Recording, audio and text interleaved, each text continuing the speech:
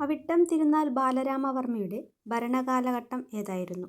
A 1758 മുതൽ 1798 വരെ, B 1798 മുതൽ 1810 വരെ, സി 1810 മുതൽ 1815 വരെ.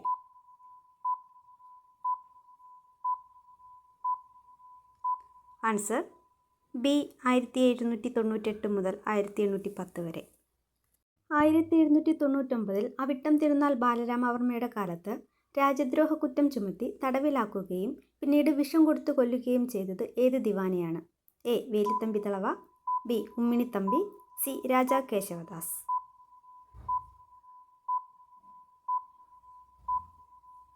Answer C Raja Kesavadas. 1799 ജനകീയ പ്രക്ഷോഭത്തിന്റെ ഫലമായി അവിട്ടം തിരുനാൾ ബാലരാമവർമ്മ തിരുവിതാംകൂറിന്റെ ദിവാനായി നിയമിച്ചത് ആരെയാണ്?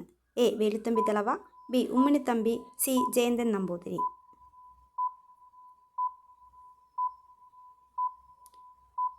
Answer A Veluthampi Dalawa. വേലുത്തമ്പി ദളവ ദിവാനായിരിക്കുമ്പോൾ തിരുവിതാംകൂറിലെ ബ്രിട്ടീഷ് റെസിഡന്റ് ആരായിരുന്നു? A Colin Macaulay, B colonel Munro, C Henry Nevin.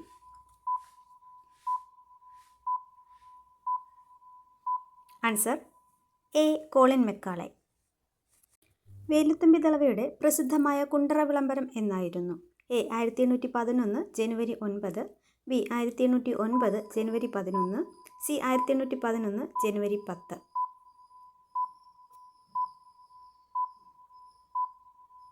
Answer B 1809 ജനുവരി 11.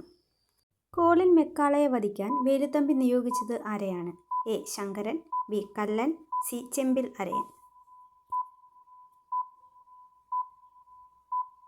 ആൻസർ സി ചെമ്പിൽ അരയൻ. തന്നിരിക്കുന്ന പ്രസ്താവനകളിൽ വേലുത്തമ്പിയുമായി ബന്ധമുള്ളവ ഏതാണ്? എ പാതിരമണൽ കൃഷിയോഗ്യമാക്കി, ബി കൊല്ലത്ത് ഹജൂർ കച്ചേരി ആരംഭിച്ചു, സി കൊല്ലം പട്ടണത്തിൻ്റെ വികസനം.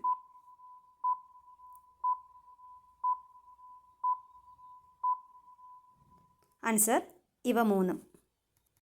വേലുത്തമ്പിയുടെ പ്രസിദ്ധമായ കുണ്ട്ര വിളംബരം ഏത് ക്ഷേത്രാങ്കണത്തിൽ വെച്ചായിരുന്നു? എ കൊട്ടാരക്കര ഗണപതി ക്ഷേത്രം, ബി കുണ്ട്ര ഇളമ്പള്ളൂർ ക്ഷേത്രം, സി അടൂർ പാർത്ഥസാരഥി ക്ഷേത്രം.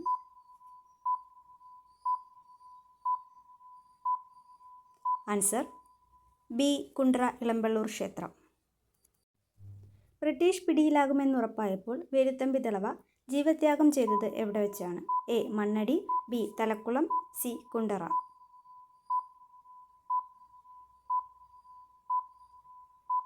Answer A Mannadi. വേലുത്തമ്പിക്ക് ശേഷം തിരുവിതാംകൂർ ദിവാനായത് ആരാണ്? A Ramarao, B T Madhavarao, C Umminithampi. Answer C Umminithampi. തിരുവിതാംകൂറിൽ ഉമ്മിണിത്തമ്പി ആരംഭിച്ച പോലീസ് സേന ഏത് പേരിൽ അറിയപ്പെട്ടു? എ കാവൽ, ബി കാലാൾ, സി കാവലാൾ. ആൻസർ എ കാവൽ. തന്നിരിക്കുന്ന പ്രസ്താവനകളിൽ ഉമ്മിണിത്തമ്പിയുമായി ബന്ധമുള്ളവ ഏതാണ്?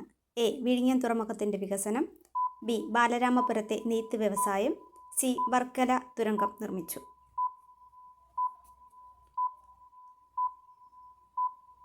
ആൻസർ എയും ബിയും.